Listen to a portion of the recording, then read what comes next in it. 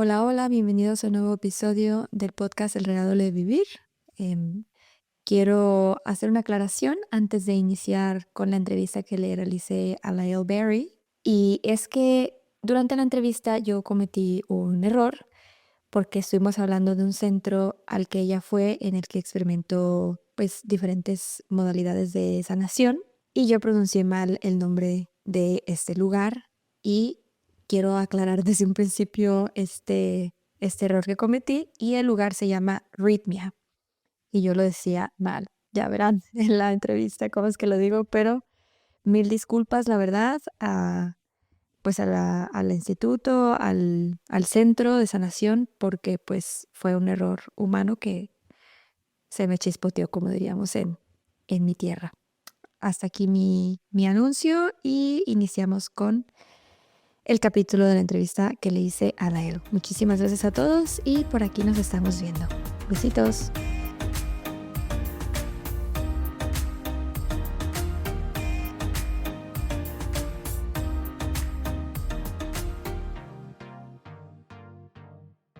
Hola a todos, bienvenidos al podcast El Regalo de Vivir. Yo soy su host, Valeria Reyes, y hoy tengo el placer y el honor de compartir un espacio con Lael Berry. No, me cuesta un poquito de trabajo pronunciar su nombre, pero Lael, ella es de Estados Unidos y pues se ha abierto este espacio, esta oportunidad de poder compartir juntas y ya saben que en este espacio busco compartir historias de vida real. Y pues si has hecho ayahuasca, medicina, pues también ese es un espacio en el que voy a compartir tu historia, si es que estás con la apertura. Así que this is the case, este es el caso para Lael, de compartir con todos ustedes. Esa entrevista pues la voy a estar haciendo en inglés, pero si estás en YouTube o en Spotify voy a poner el formato en video, así que te puedes poner los subtítulos aquí debajo para que no te pierdas de nada de lo que estamos compartiendo hoy. Así que, pues vamos a darle. Okay, yay, we made it. Thankfully, thanks so much. Thank you so much, Lael, for being here. I've known you for a little bit because, again, our friend Casey introduced us, and it was funny because when I think I was thinking about reaching out to you, and then the day that we went to yoga, I went to yoga with Casey. And then we were chatting in the morning, like, oh, yes, I reach out to Lael. And then we showed up to the studio and you were there. And I was like, okay, well, this is a sign.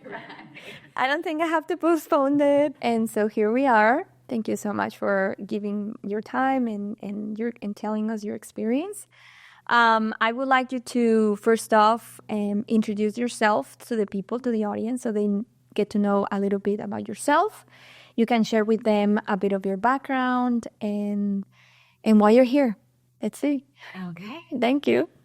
My name is Lael. I live in San Diego. I'm a hairdresser. I'm an entrepreneur. I've had a really interesting journey, starting with a lot of trauma before the age of 19, and then went headfirst into a career and had a lot of hit a lot of my goals for that. And then the pandemic happened, and that really gave me an opportunity to take a step back from my career and really think about what I wanted outside of that. And one of the things that I knew I needed was to really do a lot of healing. And I had dabbled a little bit with plant medicine before COVID. My first experience was with combo, and then that led to some microdosing with mushrooms.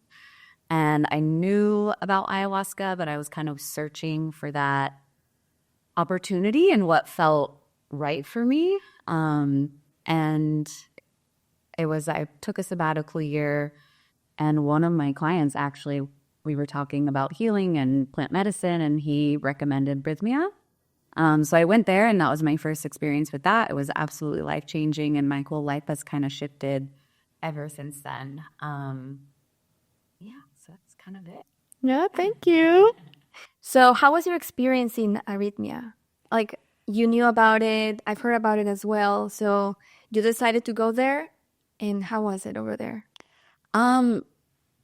Wow. I mean, it really is such a unique experience. Having had a couple different experiences, that experience in particular, especially for a first time, it was just such like a cocoon of support, and it was a lot of education before you even touch the medicine.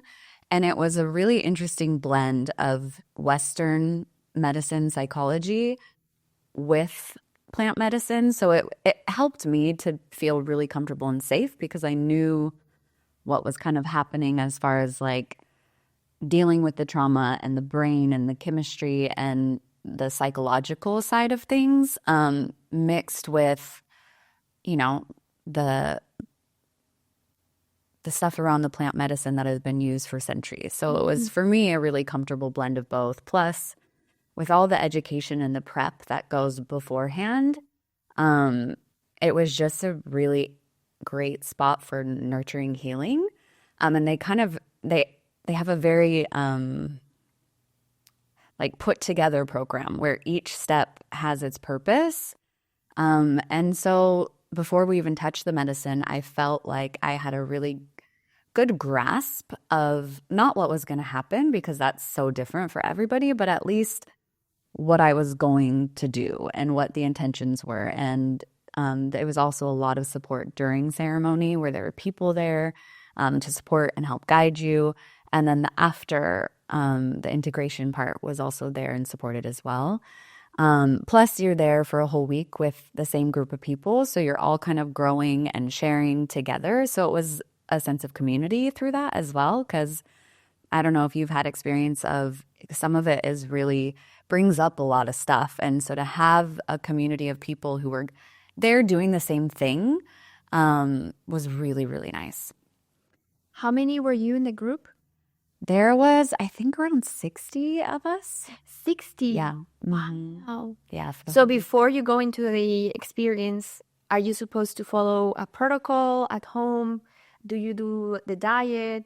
What do you do exactly before? Yeah, so before, they recommended about 30 days of doing a diet, which is basically like no substances, no caffeine, no tobacco, no marijuana. And then it was diet, which was, I don't eat meat already, but I don't know if it was meat or not, but very, very clean. Okay. Vegetarian or vegan or not necessarily? I don't remember because I already am vegetarian, most little pescatarian. So I can't remember if it was meat or not. But for me, yeah, it was very easy. The hardest thing for me, and I'll be honest, was like the other stuff, the coffee, the nicotine, the marijuana. But having all of that cleansed out, you really do feel good. And then, yeah, so we had the diet, and then I think we were there for 3 days. Yeah, 3 days before we even touched the medicine. So it's a lot of breath work, a lot of detoxing. They do, what is it, like colonics? And so it's a lot of that like cleansing, detoxing before. And then really working on your intentions. Like, why are you there? What do you want out of it? I remember when you first get there and they have this like labyrinth and they give you this bracelet with beads on it, and you're supposed to like 3 things that you want to go away with and then 3 things that you want to leave behind. And as you're walking through the labyrinth, they had like different spots to like drop the things you want to leave. And then on your way out, you're picking things up. And that was just kind of sets the tone.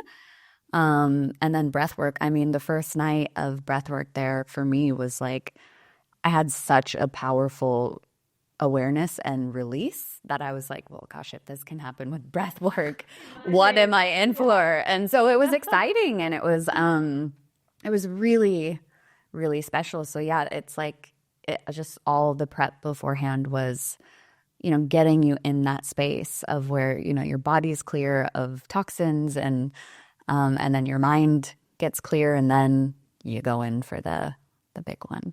How many ceremonies did you do? We sat with the medicine 4 nights. 4 nights in a row? In a row. Wow. Yeah, 4 nights in a row. Same dosage, or did you go up? Or I had different dosages every night. Again, and I think each batch or each night, the batch was a little bit different as well. And I had a completely different experience every single night as well. And so I think the first night, I think I had 3 cups. The second night I had 2. The third night I had 1 and like just was out. And we can go into the nada if we want to. Yeah. And then the fourth night, it's all night. So we start at 7 p.m. and then the ceremony goes all the night, straight through the morning, right into breakfast. And I had a lot of fear around that one because I'm like, oh gosh, this is a lot. But, you know, you have to just surrender to the medicine and know that, you know, it's nurturing. It's mother ayahuasca. So yeah, it was a lot. Is it accompanied by live music? Or Yeah, they did live music, a lot of drumming. do they do Icaros, you know, like the nature sounds? Or is They it did I mean, every night was different. A lot of, and they had like the last night was like a big band and a lot of drumming, and it was very powerful. One of the nights, I think it was the second night. It was the second night. They had these like chimes, and it was like the most magical thing. It was at the end of the ceremony, and it was just like, it was so intense.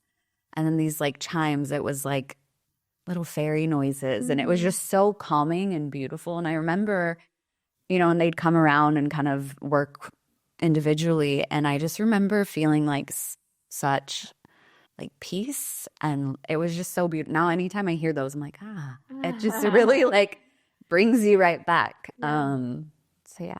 how balanced did you feel that the experience was? Like I personally resonate more towards having it more grounded, but I'm curious about how was the experience in Arrhythmia? I feel like it was a really good blend of both. They were shamans. Okay. Each one had one. One night there was 2. And I really loved that. But it was also very grounding. I think with the balance of like the Western and the, you know, ancient culture it was very grounding because it wasn't, you know, sometimes if people feel like, oh, well, like I'm not woo-woo, that's like, I don't want to do the shaman thing. But the medicine comes from that culture. And so there's something really special about having that there. And then also having all the other stuff to balance that out. So it was both. And I had a second experience, and it was, you know, very different, but still it was more grounding, less shaman, more just grounding, but still music. And, but yeah, it was a really nice blend of both, I think.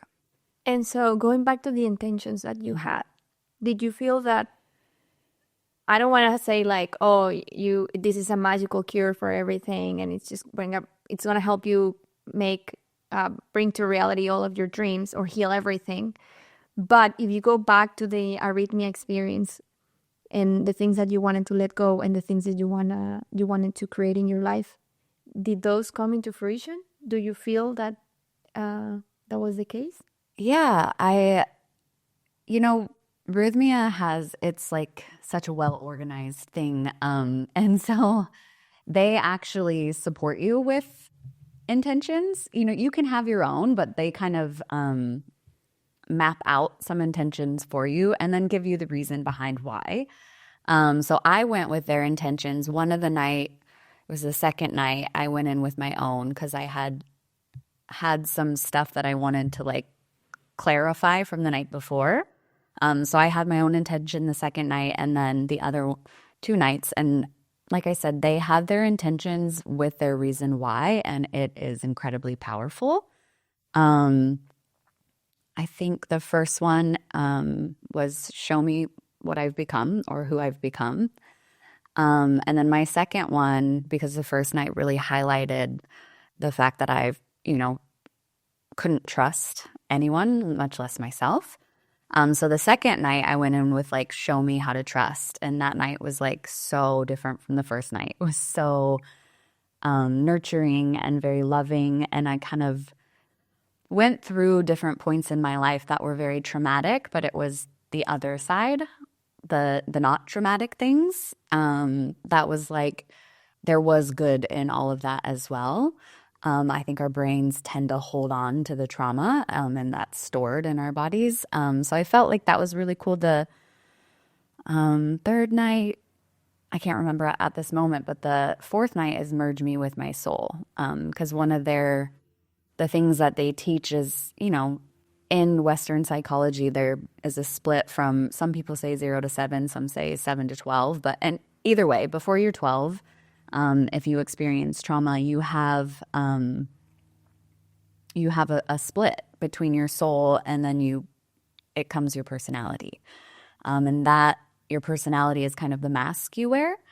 And your soul is always there, but it's hidden behind this mask. And so when you merge the soul and you together, you become your highest self. And as someone who had a huge disconnect from, I didn't feel anything, no emotion. I had disconnected completely from my body, from that feeling. So to have that merge happen and to feel again was like, it was very overwhelming at first because I was like integrating back into my body really, and feeling things for the first time in a really long time. So that integration was awesome, but it was also like really, I had to like really be at home by myself for a lot of times because it was just overwhelming. But as that integrated in and I kind of balanced out, now it's like, it's really amazing how connected I feel to my body and to emotion. And I believe that came from that night of like really pushing that merge together. Wow. That sounds incredible. Wow. So when you come back, when you finish the experience, there are so many things I want to ask you. So when you came back to your place, I think the integration is even more important than the experience itself. How did you integrate the whole week, the experiences? You just shared that it took some time for you to start like getting into your body and feeling, and like you open up like maybe a Pandora box, and everything just was like out there, and you were like taking everything like piece by piece. How did it go for you? Well, I think when I first came back, I felt so like open and like you feel so connected. And then that became overwhelming for me because when you're feeling for the first time in a long time, to regulate that and like actually feel it and sit with the feelings. So yoga was a huge part of integration for me. Again, the mind-body connection. And then so yoga was huge. Journaling was massive, just like writing things out. A lot of my integration was around journaling, and it's amazing when sometimes you just start putting pen to paper with no real agenda, what comes out. I mean, I've had repressed memories come out through that. So that's really, really powerful. And then community. I think diving into a community who understands and supports and has been through that to kind of help ground you. Meditation, breath work still is a big part of my life, and it was a big part of my integration. Mm-hmm. Did you ever, when you came back, did you ever think like, because I feel like some people when they do ayahuasca and they're such a powerful experiences, they may not be prepared to see all the things that they were shown to them. Did you ever experience that, or was it always like, because they did such a good job in Rythmia that they sort of like prepared you for whatever was going to happen after?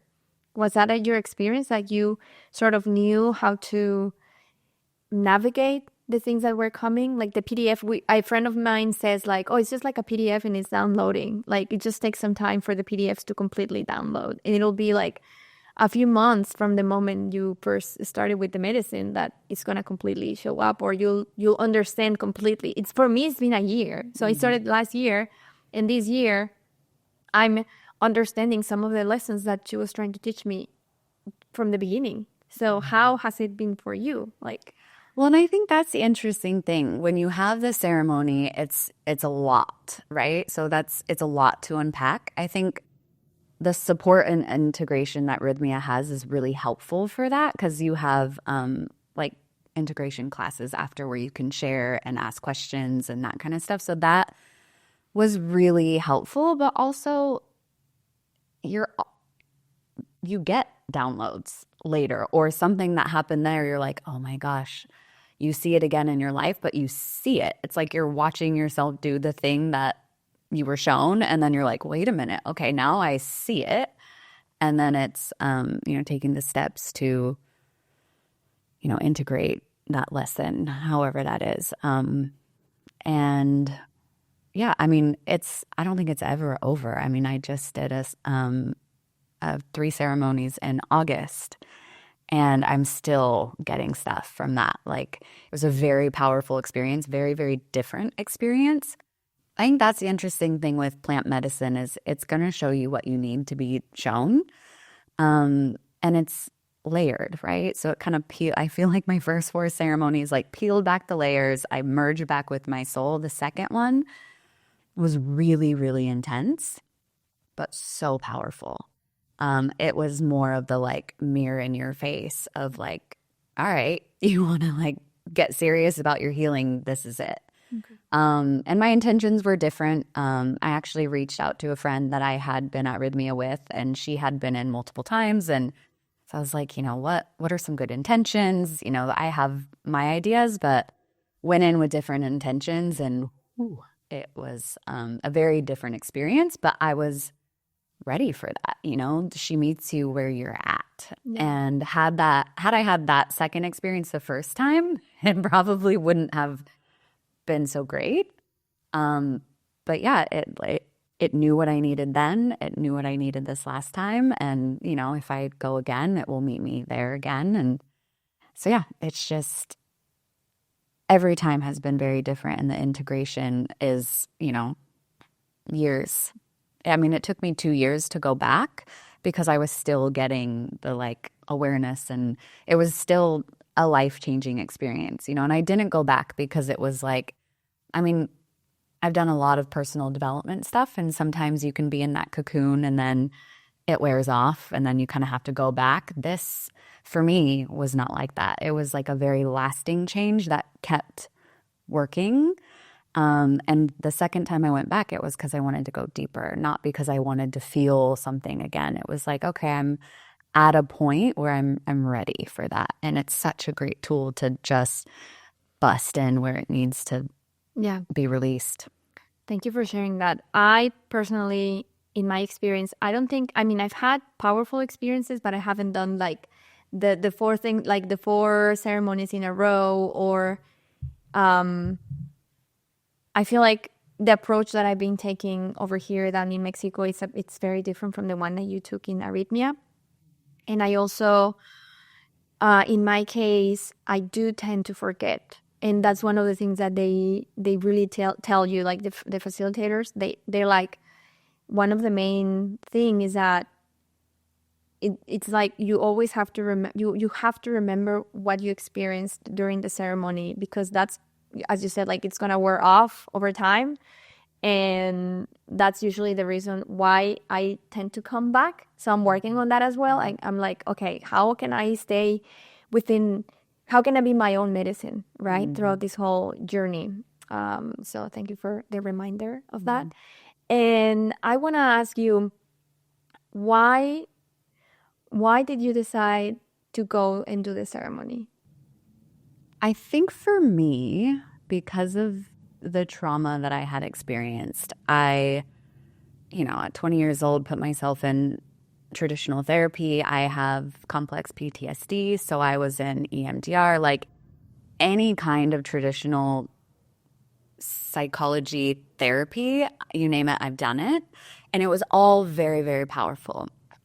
But it got to a point where it was like, now I've identified the traumas. I've identified to the moment where the disconnect from my body happened. I've helped, EMDR really helped to notice when I was triggered and to kind of regulate the nervous system. But there was like this cognitive knowledge of why all of these things were happening, but it was like, where's the healing? How can I get to that? And I couldn't find that in traditional Western medicine culture. Again, I'm not saying it was all very relative and helpful, and I think got me to the point where I was ready for the next step. But it for me, it was just like a very innate calling. I do have a very strong inner internal guidance, and I feel like when things come around, I pay attention.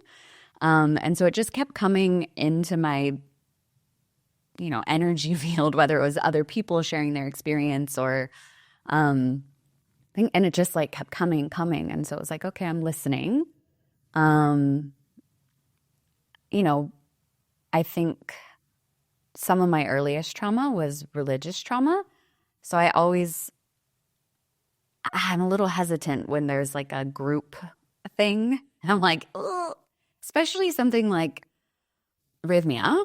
Even when you're there, you're like, whoa, what am I doing here? But you just really have to surrender. So it just kept coming up. And so I just, at one point was like, okay, I see this. I know it's coming up. Show me the right opportunity. And it's really interesting as a hairdresser. Oftentimes I say like, I need this in my life or bring someone or this opportunity. And I'm telling you, every single time they end up in my salon chair, and it just naturally happens in conversation. And then there it is. I can't tell every time that's happened.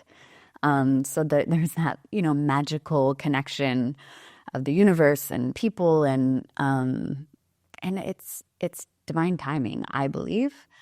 When you're ready, and for me, it's like once I get a very strong yes, and then I'm like, head first, let's go. Like, when I decided on Rythmia, I went to the website really quick, and I was there within a month.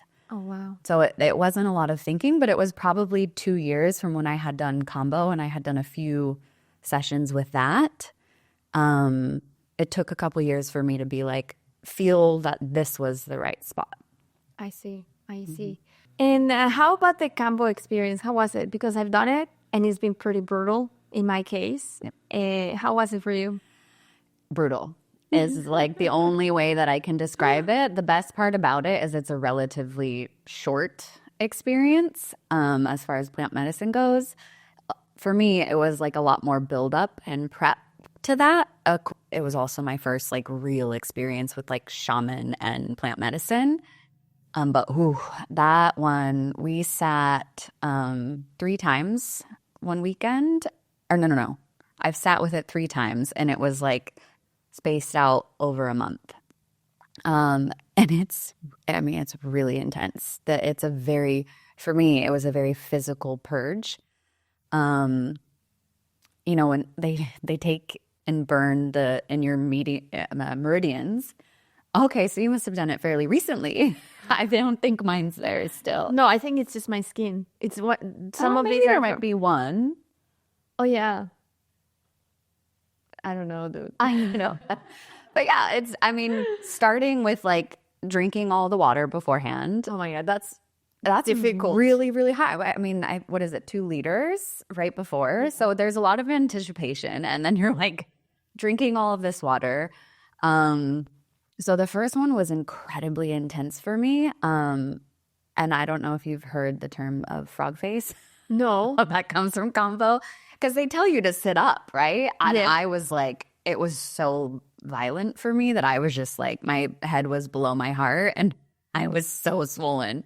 And you kind of look like a frog. It doesn't happen to everybody, but if you don't pay attention to the directions of like when you're actually purging, it just, because it's a vasoconstrictor. So it's like, fluid buildup. But yeah, it was quick. But that was actually such a powerful experience. That first time I had quit smoking, I just didn't ever want it again. After the ceremony of Cambo. The first one. Oh, no. And then at the end of the ceremony, when you're kind of all like recovering, they have this medicine, and I don't know what it's called. Maybe you do. It goes in your eye. Yes, it's Potus? I have no idea what it's called, but it's like No. battery acid. Oh, Sananga. Yes. Sananga. If I put Potus is for the nose, I think. I might be completely, I don't know.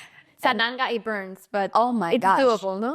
Well, yes, but up until that point, because I was so disconnected from my body, so disconnected from my emotions, I really didn't cry. Up until that point, if I had, and it was always oddly my right eye, if I had like one tear that I was like, okay, I cried, I did it, like that. Dear. One. And it was never the left eye. And I don't know, maybe someone someday can explain to me why that is. But the second he put in my eye, it was like water burst out. Like, I mean, he was even like, whoa. Wow. And from that moment, I've been able to cry. And then from each plant medicine, the walls and the disconnect from the emotions have pulled away and pulled away. When I first came back from Rythmia, it was like I could see a dog and be like, oh, it's just so beautiful. And that's why that integration was so intense, because I'm like, I feel everything. Like, how do people function like this? So I had to learn how to manage feeling for the first time. But yeah, that was the first time that I had cried in like properly in a really long time. And it was weird. It like burst out of me. Yeah. And then so the other two times, were intense. But there was, I think those kinds of things were more at that time. I had, prior to COVID, I was working like 85 hours a week and traveling, and it took a number on my health. And I think also all of the trauma that I wasn't releasing because I wasn't feeling it, it was really taking a toll on my body. I was working with naturopaths for like a year and a half to regulate hormones and that kind of stuff. And then I did the combo. And once I did the 3 sessions of that, it was like my body just kind of clicked back into alignment. And then even every ayahuasca treatment, there have been certain things in my body that have been completely healed. And some of them are a little embarrassing.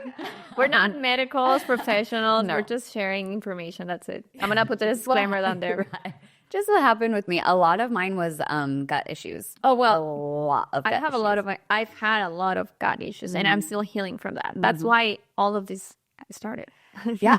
And I think that's, whatever ailment is drawing you to it. I mean, I used to be so just bloated. Like, there'd be times where I would look like I was 6 months into pregnancy because I was just bloated. But at the same time, I was so thin everywhere else because food would just go right through me. It was like, and this may be a little TMI, but truly, I would eat something and within an hour, you'd see it. It was like it was not being digested at all.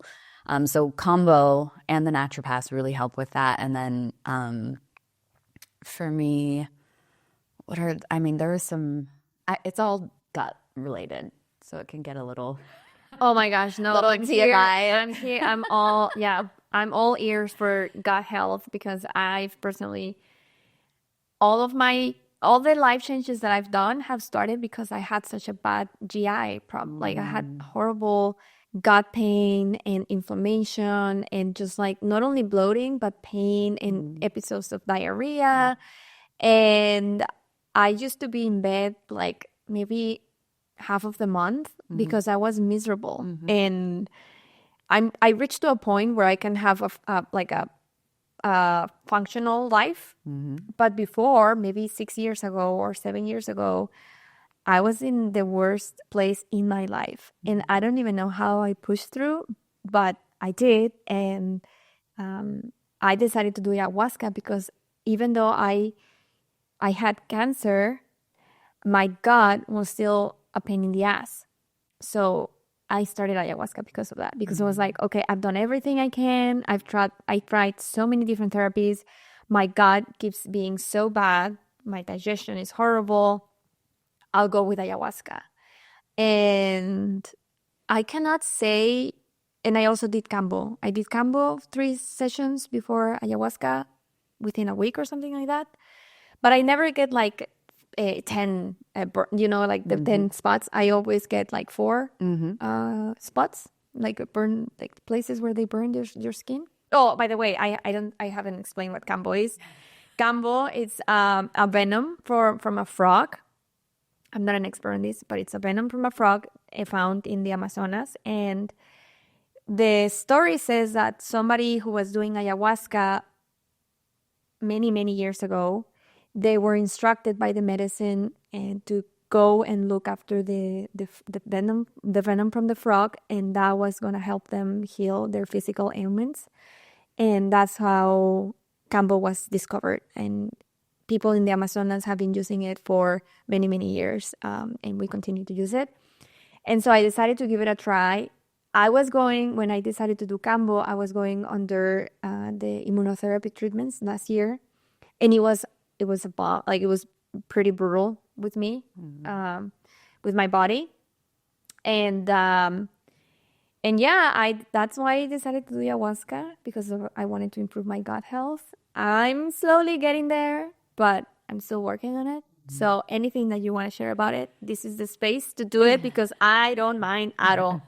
So I'm very happy. I'm very happy that that's worked for you. Yeah, I mean, it was life-changing. I mean, I'll tell you, there was a period of like probably 5 to 6 years where I don't think I had a solid poop. Wow. And it was just, I just got used to that. It was like I knew if I was going to eat, I needed to be near a bathroom very quickly. Yeah. And it didn't matter what I ate. It was just, it was bad. So that really got my gut back in health. And then I don't know if you've ever come across this, but at Rythmia, they teach you that there's, every experience is uniquely different and changes from time to time, from ceremony to ceremony. But there is like a few things that collectively people have reported experiencing, right?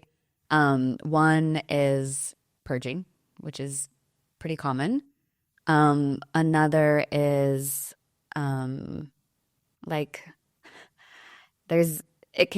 what shows up is different, but they call it like a surgery, where like tiny men or minions or whatever it is come in and they perform something, no? Exactly. Yeah. So the first time I sat with ayahuasca, I had that.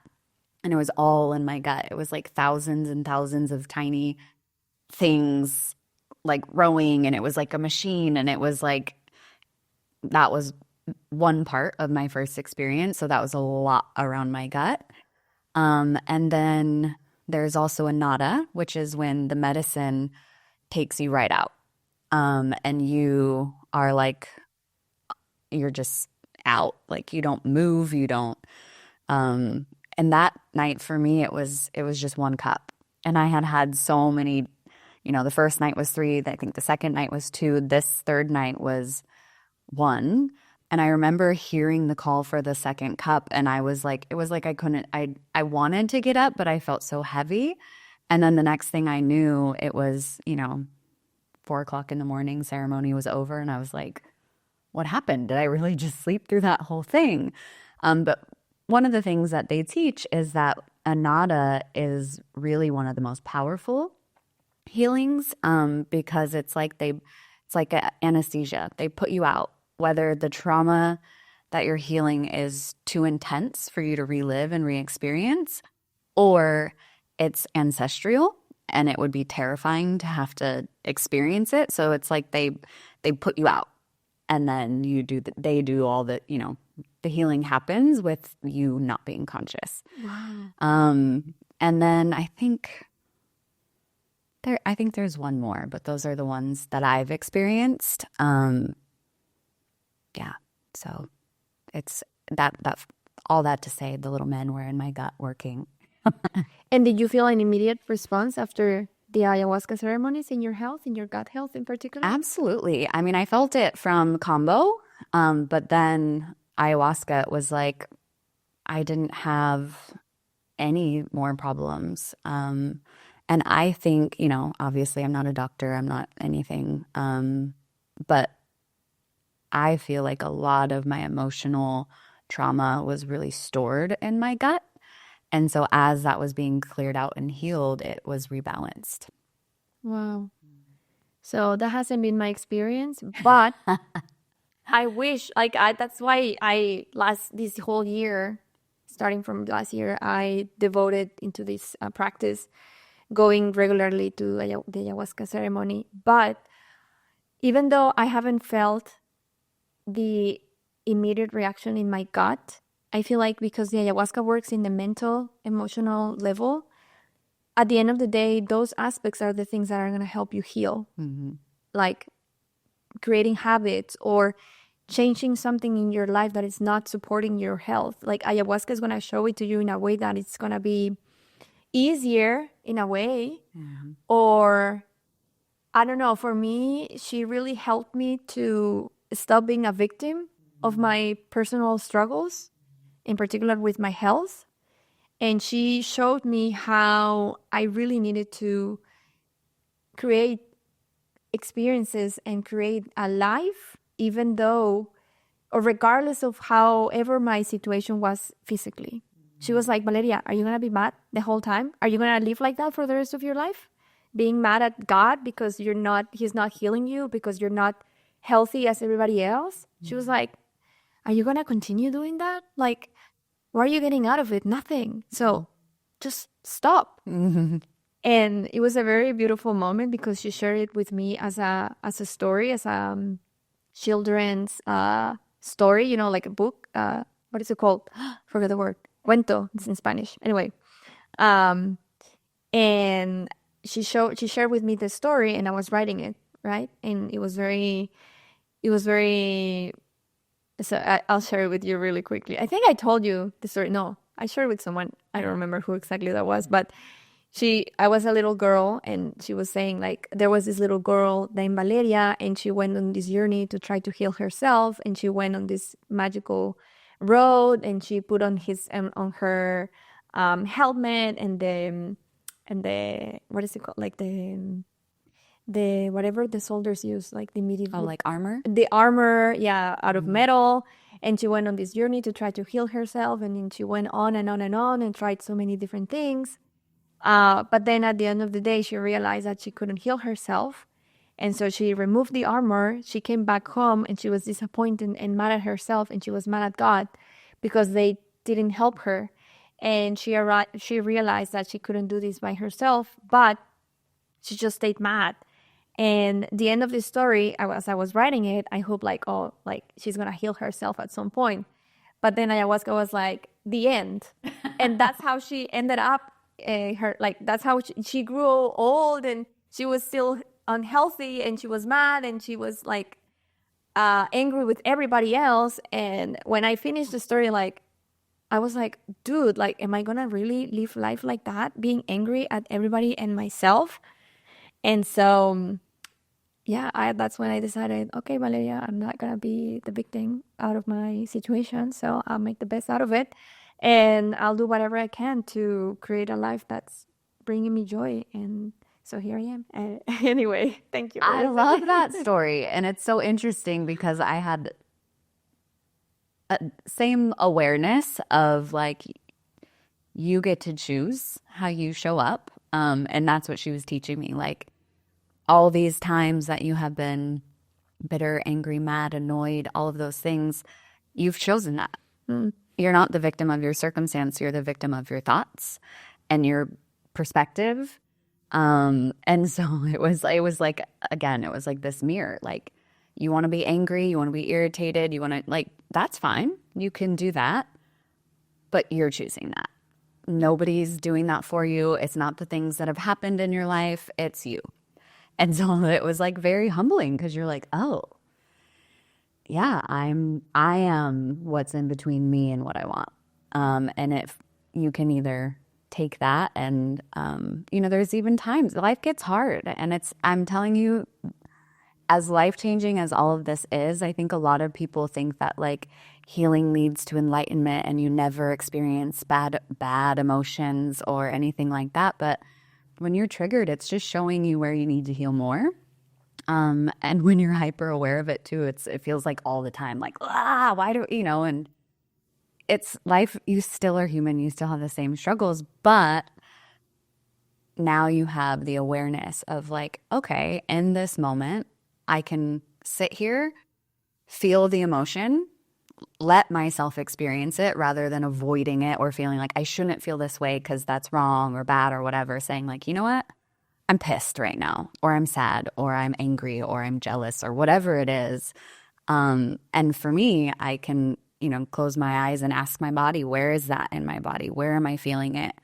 And then for me, I also, once I have identified the space, I kind of sit with that feeling and ask it, like, when is the first time you felt this?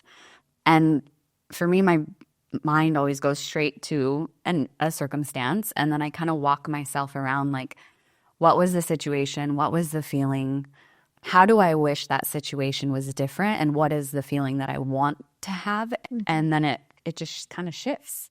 So it's sitting with the feeling, acknowledging the feeling, and really moving through it. And that's been, a way that I've tapped into keeping having the awareness that happens during ayahuasca kind of keep coming with me by using those tools that we have from the awarenesses that we gained at the time, then to go back and again feel it in our body, because I believe that stuff is stored.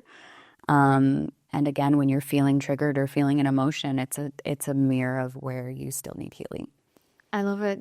Totally. So I struggle with that in particular because I tend to neglect the way I'm feeling.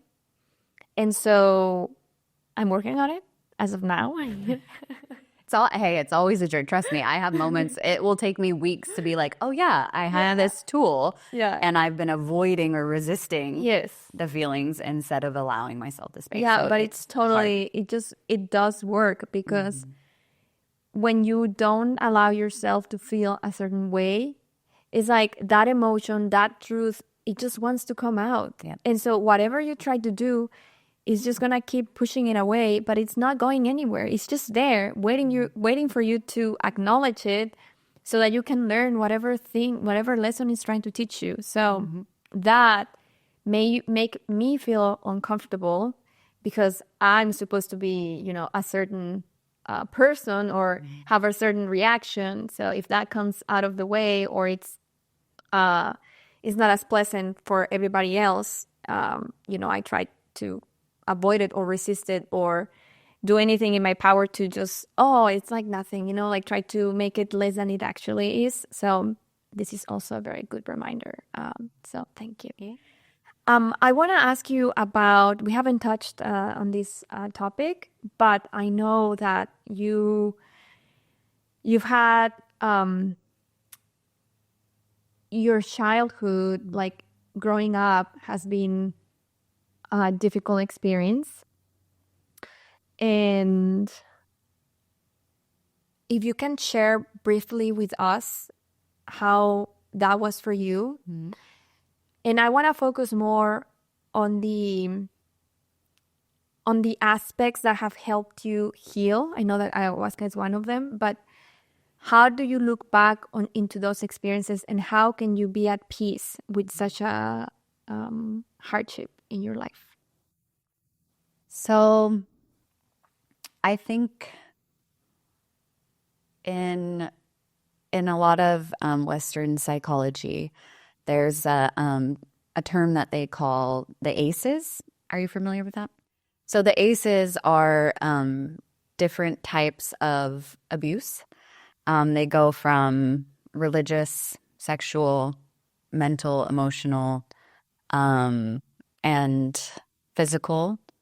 And then there's one more.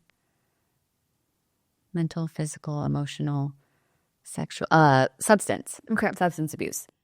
And, when you're being diagnosed or whatever, there's usually a few. I had all 5 before I was 19. And so it started with a lot of mental, emotional. So the 5 ACEs, I think I misspoke about the first one. I added religious trauma, and it's not. It's mental, physical, emotional, sexual, and substance. Okay. So I had all 5 of those before. So that started with mental and emotional, and that was religious based. I grew up in a religious cult, and I will kind of preface there's a whole list of there's a checklist of cult criteria, and I'll just say one, and that one is if you are excommunicated, or in our culture it was disfellowshipped for leaving, that's a marker of a cult. And so for me, that's where that line is drawn. And that's really at the point when I noticed that things were,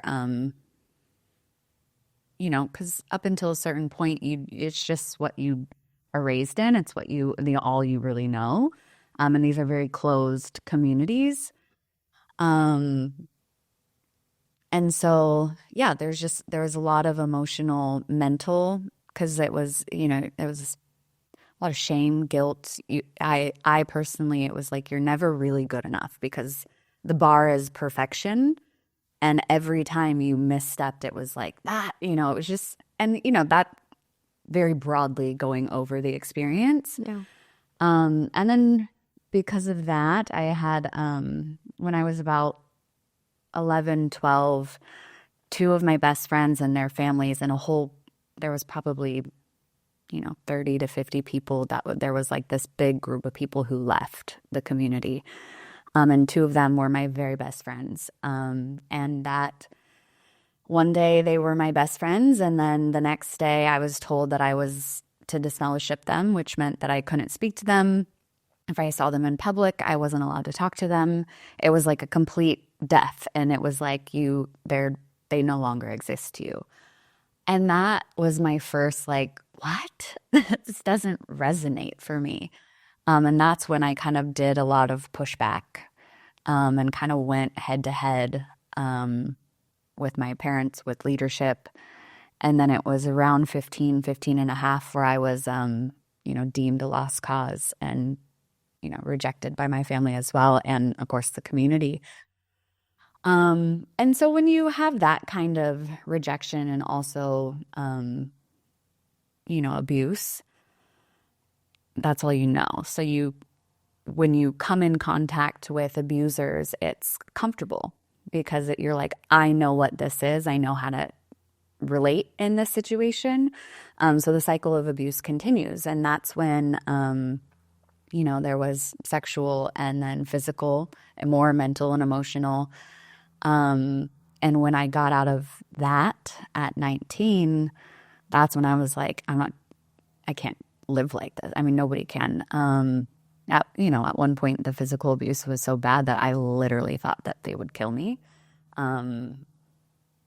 So yeah, it was a lot of that abuse. And then it was like that wake up point of I'm not doing this. I've got to get out of these patterns. And that's when I started with therapy and then EMDR and neuro-linguistic programming, and did all that. And then I found plant medicine, which was really helpful. And, all the other stuff was really great for cognitive knowing, and identifying when certain disconnections or patterns were created, because I think there's a lot of power in knowing that. And then with neuro-linguistic programming, you actually go back to those moments and replay them and then change them. And then, because our brains only remember a situation from the last time we recall them. So when you do that, that implants the new memory around it, and then you're kind of able to move forward. So again, it's all mentally very helpful.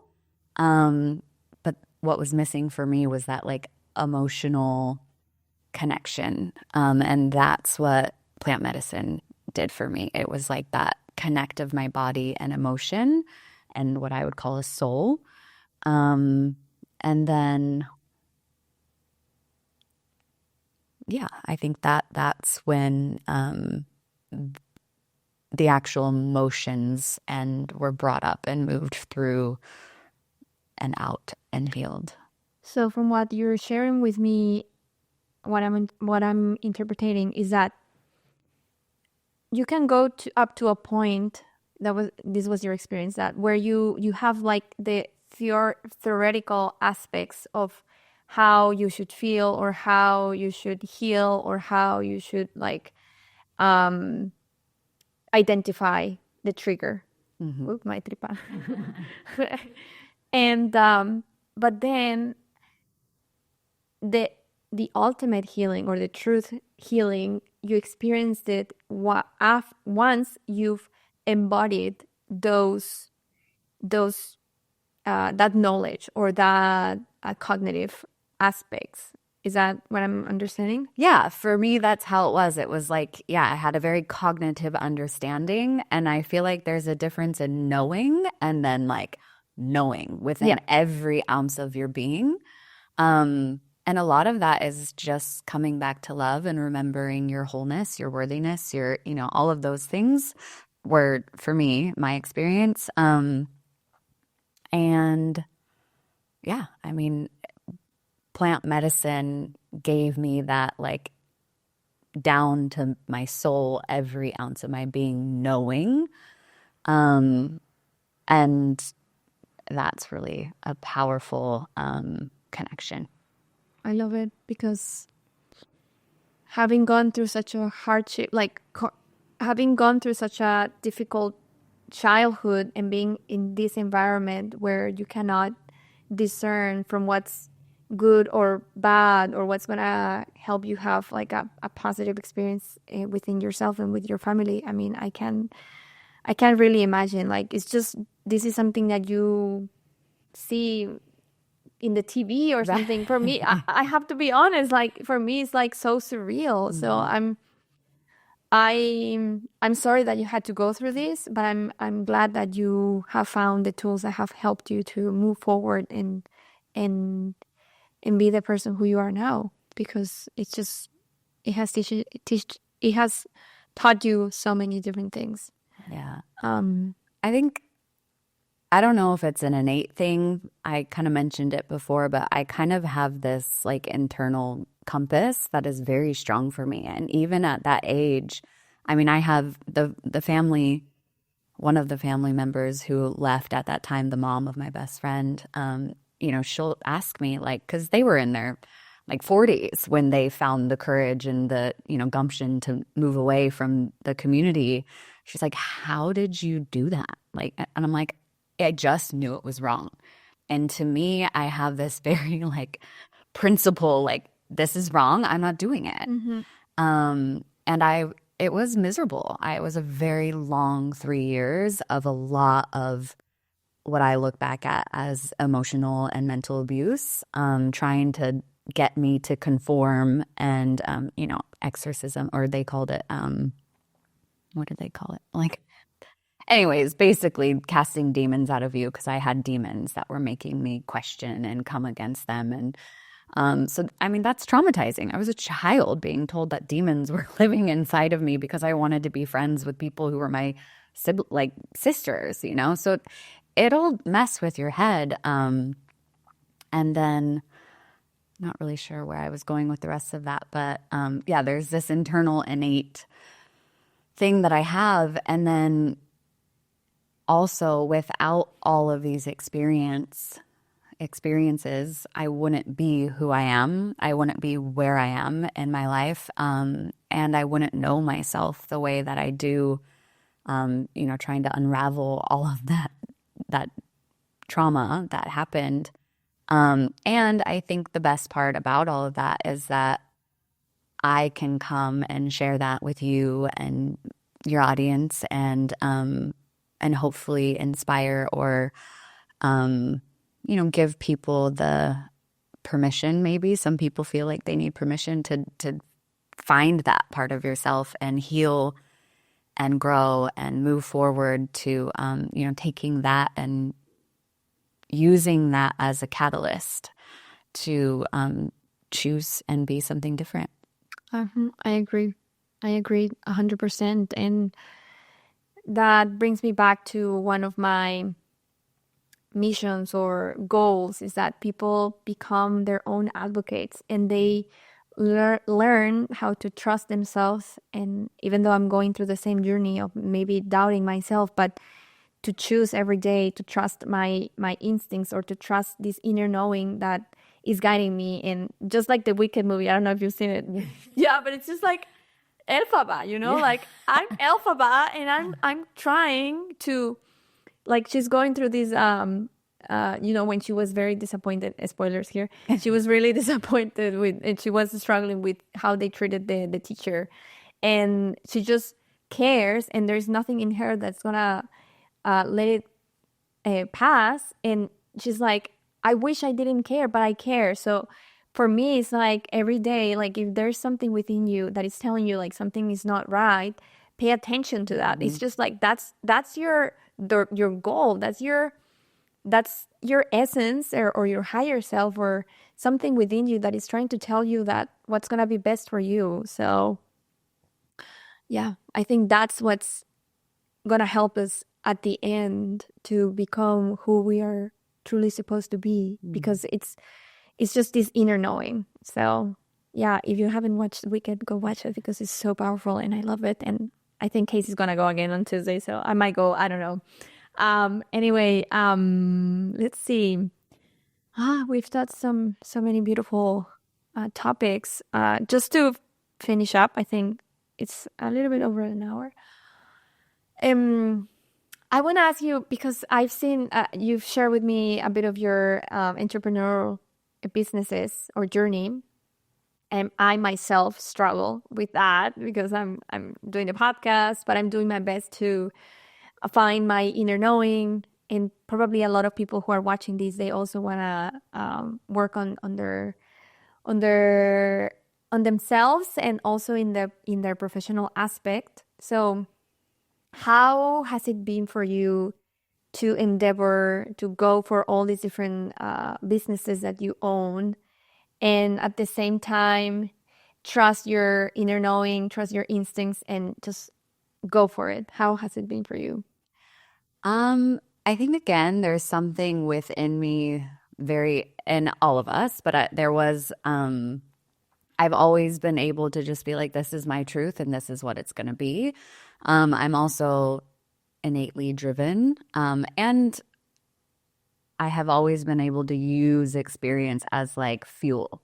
Like, all right, one of the things in that community was like, if you leave, you lose God's blessing on your life. So you'll amount to nothing. Nothing you do will be, successful, because God's not blessing your life. You've turned your back on that. And it was, to me, I was like, I'll show you. Like, I will prove to you that is not true. So before plant medicine, my driving force was very much like, I'll show you. Even when I really went like headfirst into my hairdressing career and into education, it was at the end of my marriage. And I'll never forget, I looked across the table from who is now my ex-husband, and said, like, these are my dreams. This is what I want to do. And he said, you're not good enough. And which is like a huge core wound of mine. And from that moment, I was like, watch me. And you are going to watch me do everything I said. So it was like that kind of a thing, which was a huge driver of me. It led me to do all of those things. But when the pandemic happened and all of the things I had built were pulled out from me overnight, I had the opportunity to step back from that and look at, what am I outside of accomplishment, outside of achievement, outside of this like push my way to things, and what else is driving me? What can I and how can I shift from being like a I'll show you attitude to like, these are my values. These are my ethics. This is what and not that I wasn't ethical, but you know what I mean? It just, it comes from a different place. And so I spent a sabbatical time really connecting with that. And plant medicine really helped me do that because it uncovered a lot of the stuff and really connected me to my core essence of who I really am. And out of that, I was able to align my businesses with my values. And there's just a difference. It's a subtle, it's not, for me, it wasn't subtle at all. Again, it was like very much like an FU attitude and like, I'm going to get there and I don't, it was just blinders. And now it comes from a more heart-centered place of like, what legacy do I want to leave behind? What are the values driving my projects? And I really believe that when you come from a place of adding value, everything just kind of aligns. And so that for me has been the biggest shift that plant medicine has helped me with as far as business, is it's coming from a more heart-centered place. It's not like my values have stayed the same throughout all the businesses, but just being able to form a company around those values, where those values are the core of everything that I'm doing, is just, it's alignment. It's a different kind of alignment where things just really flow. They flow and it's not easy, but when you know within like your being that this is what you're meant to be doing,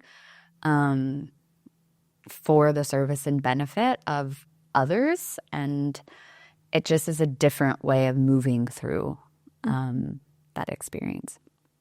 Thank you. I love it. Oh my gosh. Okay. So before we end up, it's been a bit over an hour now. Is there something, what's an advice that you would like to share that has helped you through your life that you want to share with the audience? And where can everybody find you? I know that you sell luxury goods. Yeah. And you're a hairdresser, so yeah, why not tell us where we can go and make an appointment? Yeah, well, I think if there's one thing that I can leave you with is always, always, always be true to yourself. And if you lead from that space, everything else will align. And be willing to like really sit with things.